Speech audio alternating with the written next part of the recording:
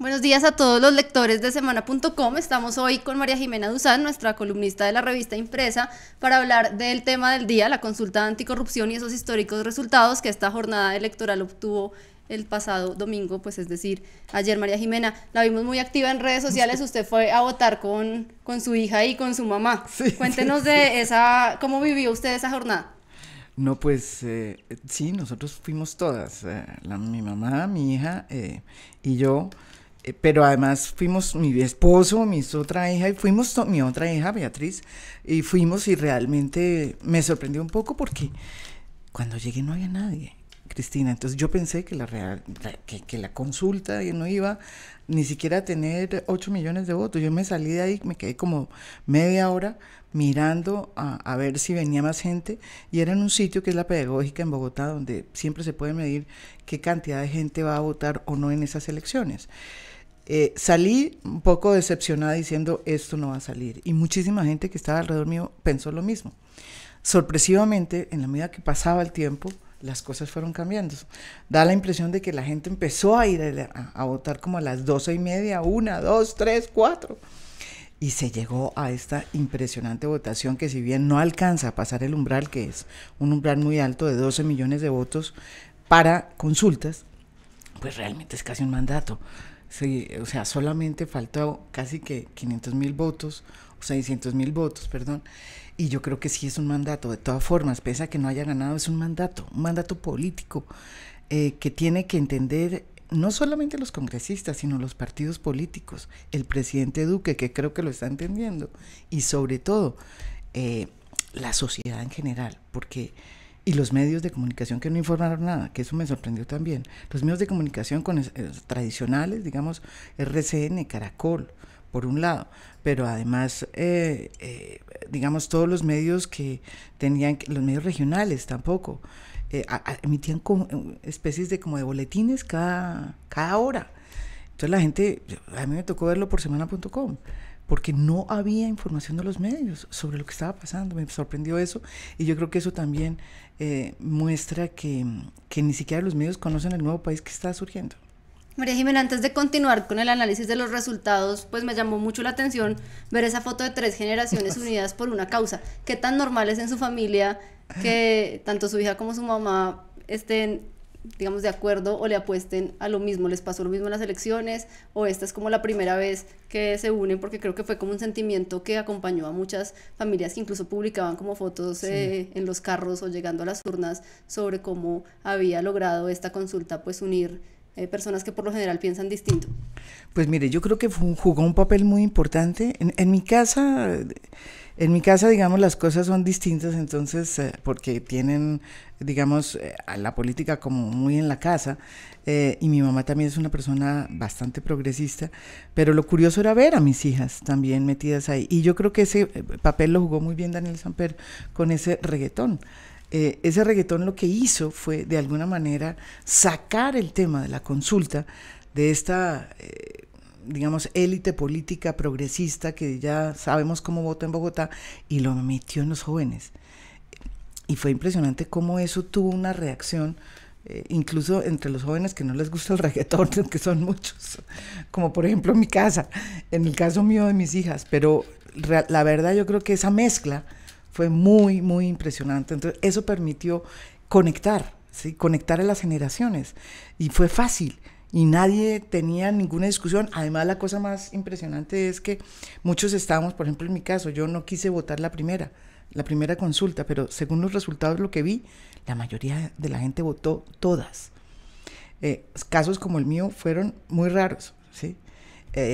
Pero incluso eso era posible en esa consulta. Era posible decir, mire, ¿sabe qué? Yo voy a votar esta consulta, yo dije así mi voto, pero no voy a votar la primera parte de la primera pregunta, porque no me parece que tenga que ver corrupción con los salarios. Pero ese tipo, digamos, de discusiones que se podían dar, yo creo que fueron fundamentales para que la gente pudiera entender mucho más el concepto de la corrupción y de lo que se estaba tratando esta consulta, y permitió como que una libertad especial, y la gente como que se sentía libre yendo a votar, y por eso me sorprende la cantidad de gente que salió. O sea, yo nunca me imaginé. Yo siempre pensé que no pasaba esta consulta. No pasó, pero nunca me imaginé que iba a llegar a tener por lo menos esos 11.600.000 votos que tuvo. Eso para mí es un logro impresionante. María Jimena, hay en este momento más de 1.100 personas conectadas y queremos decirles a todas ellas que pueden enviar sus comentarios sobre la consulta o sus preguntas a María Jimena para poder enriquecer más esta conversación. La pregunta obligada pues de todos los días después de una jornada electoral es quiénes son los ganadores y los perdedores. María Jimena, comencemos por los ganadores. Bueno, yo creo que los ganadores, obviamente el gran ganador o la gran ganadora o las grandes ganadoras son dos personas que fueron las que movieron esta consulta y que son el corazón de esta, digamos, salida a movilización social y política que hubo para votar, pues, como se votó. Claudia López y Angélica Lozano. Yo creo que esas dos políticas rompieron las amarras de la política en Colombia, demostraron una nueva forma de hacer política y yo creo que están abriendo un camino muy interesante para el escenario de cómo se hace política en Colombia. En el futuro, pues, van a tener que los demás políticos incluir la palabra corrupción, pero no solamente la palabra, sino lo que significa en realidad la corrupción. Yo creo que se metió ese tema y de ese tema no nos vamos a salir y ese va a ser el tema central del discurso, o debería ser el tema central del discurso y del gobierno de Iván Duque. Así como fue la paz para Juan Manuel Santos, Duque y los congresistas y la sociedad deben entender que se llegó la hora de tocar el tema de la corrupción a fondo. Y eso se lo debemos a Claudia y Angélica. Otro gran ganador, pues obviamente Iván Duque. El presidente, a pesar de que fue dubitativo y para sorpresa mía, porque él estuvo cerca de la consulta, él había dicho que sí, pero cuando fue elegido presidente tuvo actos, o sea, una actitud ciertamente dubitativa que muchos empezamos a creer que era el comienzo de su sacada, o de su salida de esta consulta. Resulta que no, finalmente dijo que sí, y yo creo que es el gran ganador. Ayer lo vi en una alocución, su primera alocución presidencial, y me pareció que agarró un viento de cola muy interesante, que le puede ayudar a su gobierno, que está en una situación complicada porque como que no encuentra la manera de salir a flote. Primero lo vi otra vez hablando como Iván Duque. Ya dejó esa mímica que estaba haciendo siempre muy parecida a Álvaro Uribe y volvió a ser el Duque que siempre lo conocimos nosotros en el Congreso de la República y el Duque que hemos entrevistado tantas veces. Eso por un lado. Lo segundo, me sorprendió la manera como agarró el tema de la corrupción y de la consulta y del triunfo, pese a que realmente los que la llevaron a buen puerto son otras, como Claudia y Angélica. Me gustó que hubiera dicho que alrededor de eso se va a hacer el pacto. El único lunar que le diría yo vi en esa locución presidencial de Iván Duque es que cuando habló de pacto no concertó o ni siquiera nombró a las personas que realmente fueron el corazón de esa consulta anticorrupción, que son Claudia López y Angélica Lozano, o Mocus. No hubo nombramientos en ese sentido, ni siquiera se tocó el tema de los verdes, ¿sí? Y me pareció que eso fue lo que le faltó a ese discurso. Ya sabemos que el pacto que él quiere hacer va a tener mucho que ver con este tema anticorrupción y que va a presentar la mayoría de estas, digamos, de estos 7 puntos él en el Congreso a motu propio, a nombre del legislativo que él representa, del ejecutivo que él representa, pero no concitó, no llamó, ¿sí? No dijo, miren, yo quiero ver aquí en Palacio, quiero llamar a Palacio a Claudia López, a Mocus, a Petro, a Sergio Fajardo, a la U, a Cambio Radical. No lo hizo. ¿Por qué no lo hizo? De pronto es porque todavía no puede hacerlo o que es parte de una estrategia que no sabemos por dónde va, pero yo estoy esperando todavía eso como colombiana, que lo haga en algún momento. Es importantísimo para el país. María Jimena, usted toca quizás pues uno de los puntos más difíciles de entender del día de ayer. El presidente Iván Duque de hecho llegó a votar en medio de una decena de trinos, se podría decir casi que furiosos, del expresidente Álvaro Uribe, quien se despachó en sus redes sociales no solo contra la consulta, sino también contra sus promotores. Recordemos que casi que la primera intervención que él hace activamente alrededor de esta consulta, después de meses en que se le había criticado mucho por cuenta pues de haberse volteado, por decirlo así, de haberla apoyado y de ya no estar montado en ese bus. Él escribió: no voto la consulta engañosa y he cuidado con transparencia y austeridad los recursos del Estado a lo largo de mi carrera pública. ¿Qué piensa usted sobre la situación en la que queda Iván Duque después de esta consulta? Porque pues evidentemente pues queda muy distanciado del presidente Uribe y pues muy hacia el lado de quienes son pues sus más enconados opositores. Pues hablando de derrotados de los que triunfan y los que pierden, yo creo que uno de los grandes derrotados hoy, paradójicamente, es Álvaro Uribe. Álvaro Uribe no hizo sino, como usted dice, refregar una y otra vez a través de sus trinos ese domingo la manera, o sea, lo antiético que era o que había sido esta consulta. Trató por todos los medios de decir que los que impulsaban esta consulta eran prácticamente unos delincuentes, ¿sí? Dijo de todo de Claudia López, dijo de todo de Petro. Sin embargo, yo creo que la salida de Duque, al decir que él estaba de acuerdo con este triunfo y considerando, digamos, las cifras que dio la consulta, para él había sido un triunfo, yo creo que es realmente el momento en el que yo creo que va a comenzar la desarticulación del uribismo. Yo creo que ayer, ese día que salió Duque a hablar, ese día comenzó la desarticulación del uribismo y ese día va a marcar un antes y un después. Yo creo que Duque comenzó ese día a decir: yo soy el presidente y el señor Álvaro Uribe ya no es mi mentor, ni soy, digamos, marioneta de nadie.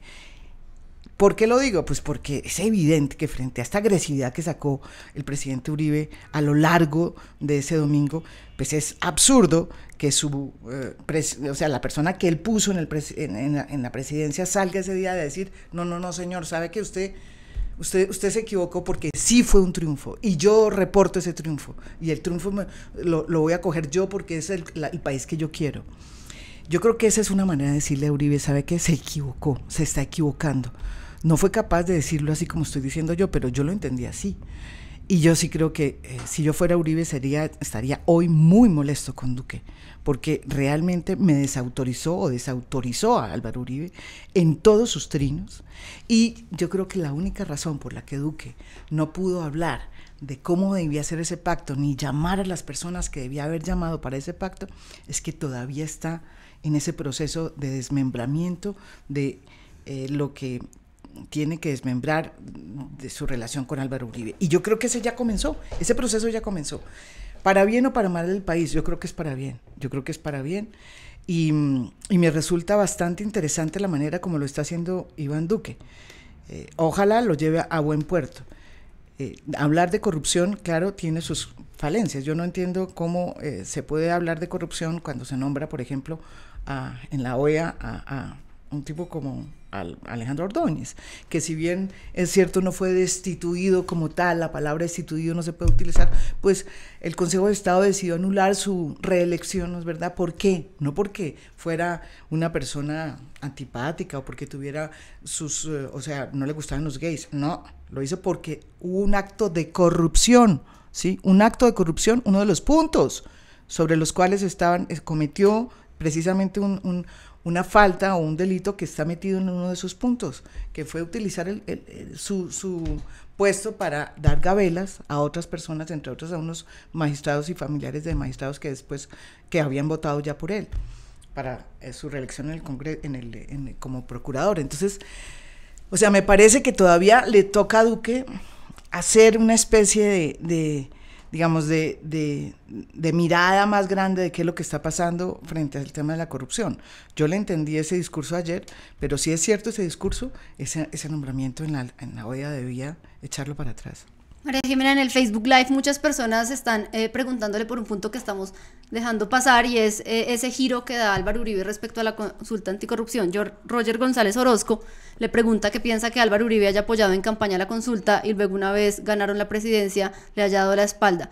Lorena Sofía Rodríguez pregunta también, recordemos que se había pedido hacerla cuando se hicieron las presidenciales y el senador y su bancada dijo que no para hacerla después y pues luego no la apoyaron. Pues me parece que es el momento más, o sea, ¿qué es lo que le está pasando a Álvaro Uribe? Me parece que se está quedando sin argumentos, porque el costo de la consulta, que ha sido impugnado por muchísimos uribistas como Rafael Nieto, se lo debemos no a Claudia López, sino a un señor que se llama Álvaro Uribe, que fue el que propuso en el Congreso a sus huestes no aprobar la consulta para el día que era, ¿sí? Que eran las elecciones, ¿sí? De la segunda vuelta, sino sacarla de las elecciones y pasarla a esta fecha. O sea, el responsable de que la consulta cueste hoy todo lo que supuestamente nos está costando y que según Rafael Nieto es el colmo que se haya gastado esa plata, es culpa de Álvaro Uribe, que fue el que propuso, no hacer la consulta el día de las elecciones de la segunda vuelta, que era como estaba planteada inicialmente. O sea, que cuando los uribistas dicen que este es el colmo, que esta consulta, que cuesta tanto, pues la culpa, perdón, y lo repito sin ningún ambaje, ¿sí?, es del uribismo y de la bancada uribista, que aprobó ese punto y que fue acordado por la mayoría. Esa es la primera cosa. Entonces, queda muy mal el presidente Álvaro Uribe diciendo ahora que esta consulta es una consulta que cuesta mucho, como están diciendo él y sus huestes, porque él es el causante de esa nueva erogación. Lo segundo, demuestra que está desesperado. O sea, una persona que se contradice tanto, ¿sí?, con sus propios argumentos, a mí me impresiona mucho. Nunca había sido así el presidente Álvaro Uribe. Yo lo veo ya desgastado. Lo veo desgastado en sus propias mentiras y en la manera como está planteando las cosas. Y en esta pelea le fue muy mal. En esta pelea se mostró cómo es su estrategia. O sea, él busca, sobre la base de mentiras, convertir esas mentiras en verdad. Esta vez no pudo. Esta vez no logró convencer a la gente de que esta consulta era una porquería y que era hecha por una gente que estaba prácticamente proscrita porque lo había condenado a él por paramilitarismo y en fin, una cantidad de cosas, que es lo que está diciendo por todas partes, diciendo que Claudia López y que Petro son personas que son corruptas y que encima de eso lo tienen a él sometido a una serie de injustas persecuciones políticas. Entonces yo creo que este es el comienzo de una ruptura con Duque, pero además es el comienzo de el descenso del uribismo en Colombia. Puede que me equivoque, pero no creo. Yo creo que el descenso del uribismo en Colombia comienza con la absurda forma como el expresidente Álvaro Uribe decidió encarar esta consulta que él mismo propuso y que él mismo a última hora decidió dejar de apoyar, con unos argumentos que realmente es que hasta los uribistas les cuesta trabajo sostener. María Jimena, usted toca pues un punto que también pues desde el punto de vista de Álvaro Uribe haría muy difícil que él apoyara la consulta y esos odios irreconciliables que tiene con sus promotores. Entonces él ayer en sus trinos hablaba de Claudia López y hablaba de Gustavo Petro, y quizás pues ambas relaciones están pasando por uno de sus peores momentos. Recordemos que Gustavo Petro el viernes dijo que Uribe debía estar preso por delitos de lesa humanidad. Claudia López también en una entrevista con Vicky Dávila aseguró que Uribe pues prácticamente era un paramilitar. Uribe llevó el tema a los estrados judiciales, el Tribunal Superior de Bogotá le obligó a rectificar y ella dice que no rectifica, y ahora pues hay como una gran disputa jurídica entre ellos. ¿Qué tan fácil le quedó a Uribe ponerse la camiseta de una consulta que había impulsado Claudia, que es pues una de sus principales adversarias y que, como él señaló en sus trinos, le dice constantemente paramilitar y asesino? Pues es que yo creo que en el fondo de todo esto está el planteamiento que hay ya, que dejó claro las elecciones del nuevo Congreso. Es que el nuevo Congreso es distinto. El nuevo Congreso tiene una oposición mucho más fuerte, tiene una oposición que le está dando unas respuestas al presidente Álvaro Uribe, y yo creo que eso es lo que se está definiendo. Que si le quedaba difícil o no a Álvaro Uribe ponerse la camiseta, pues es que los políticos les quedan, o sea, por encima de todo esto debía estar el país. Y a mí me parece también difícil de Petro y de Claudia ponerse la camiseta del uribismo, porque así fue como se planteó esta consulta, pese a todas las diferencias que había. Y eso no le importó a Claudia cuando lo hizo. Claudia fue y le planteó al uribismo la idea de hacer esta consulta, a pesar de todo lo que el uribismo le ha dicho a Claudia, porque esta no es la primera vez que Uribe le dice cosas, o sea, que Claudia le dice cosas a Uribe y que Uribe le dice cosas a Claudia. Entonces, no creo que ese sea un argumento para que hubiera impedido al propio Uribe, digamos, de alguna manera acompañar esta consulta. Por encima de todas esas cosas debe estar el país, sobre todo en un tema como el de la corrupción. Sí es cierto que el presidente Álvaro Uribe el expresidente Álvaro Uribe le importa la corrupción. Entonces no creo que ese sea un elemento. Si eso por eso fuera, entonces no hubiera posibilidad de hacer nada con nadie, porque aquí en este país todo el mundo se ha dicho de todo. Y yo creo que esta era la oportunidad para decir, ¿sabe qué? Nos importa el país, más que nuestras propias peleas internas, ¿sí? Y la perdió esa oportunidad que tenía el presidente Uribe de decir, ¿sabe qué? Sí, yo voy a ponerme por encima de todo esto y decir, sí, ya a mí me importa este tema y me importa el país, no me importa mi caso.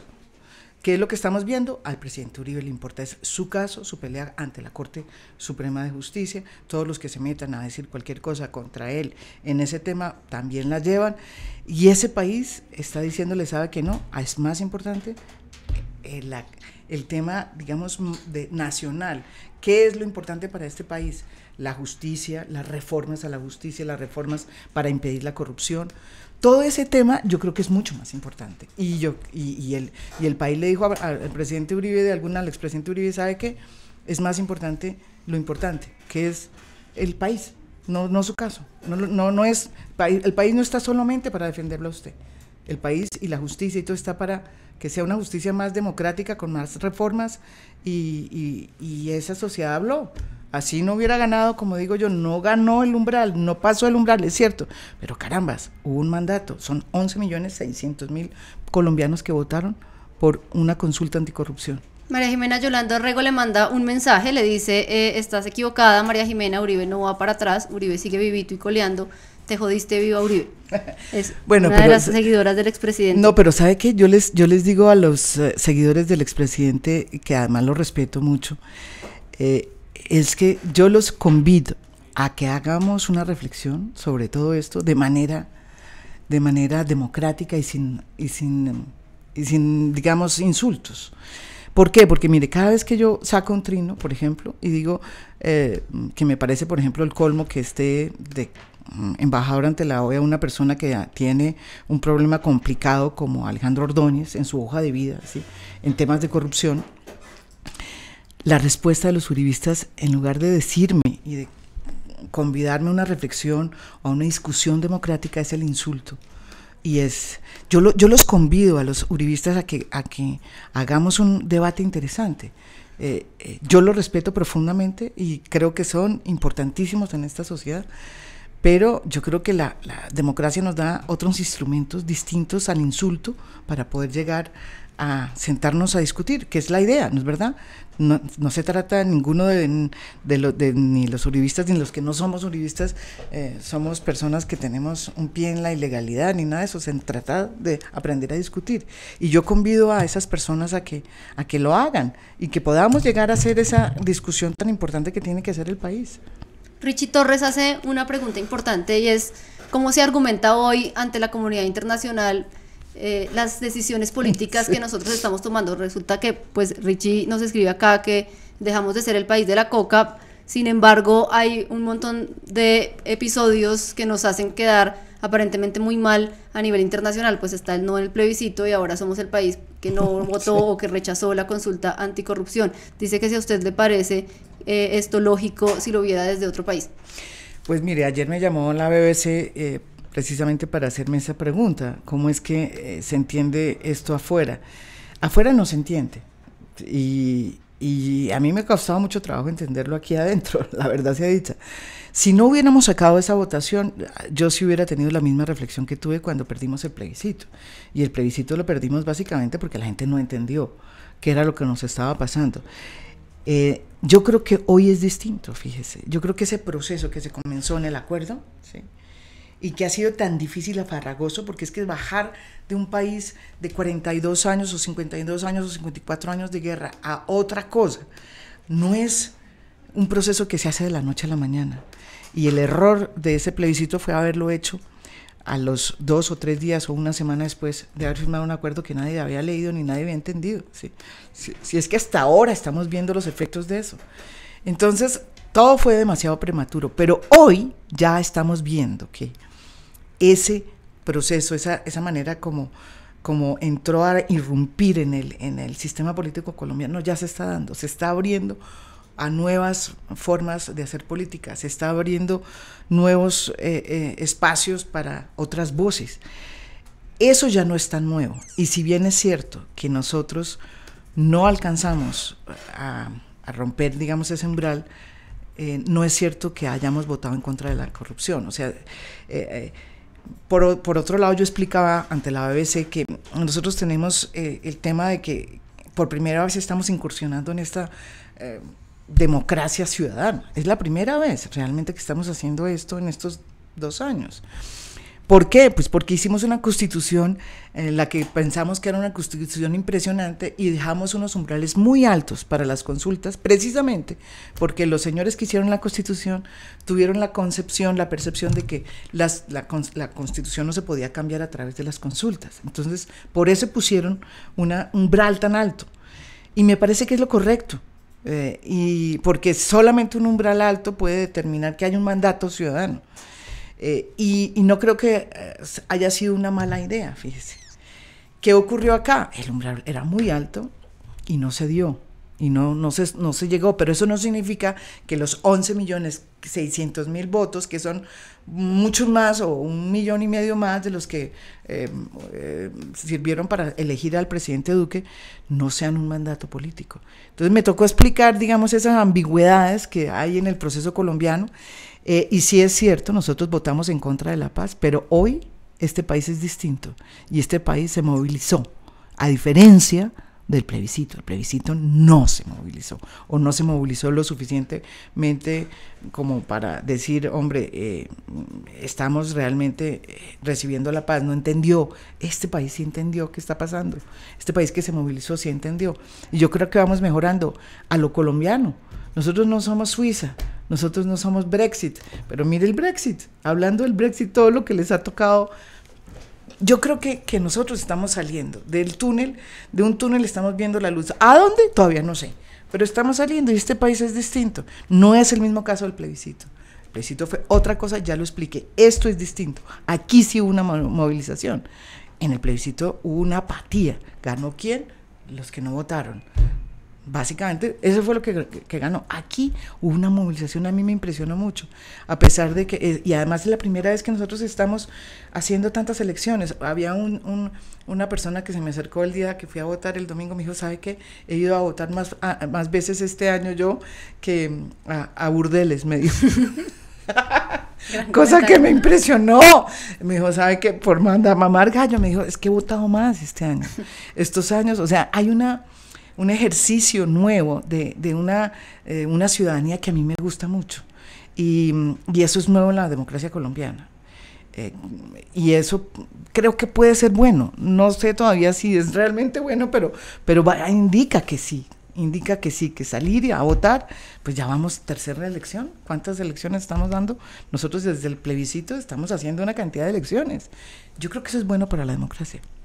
María Jimena, ¿qué viene? Aquí Helber nos escribe que Duque ha hablado de hacer un pacto nacional y que quizás pues esta era la oportunidad de haber podido concretar ese pacto del que él tanto habló en su discurso inaugural. Entonces se pregunta de qué unidad habla si ni siquiera puede lograr la unidad de su propio partido. ¿Cuál cree que es el futuro que le depara a este mandato ciudadano que se votó ayer? Pues yo creo que si Duque no toma este mandato ciudadano como su punta de lanza para poder hacer un acuerdo nacional con personas y con grupos y con voces y con movimientos que estén interpretando este nuevo país, su gobierno va a ser un desastre. Así lo digo, simplemente.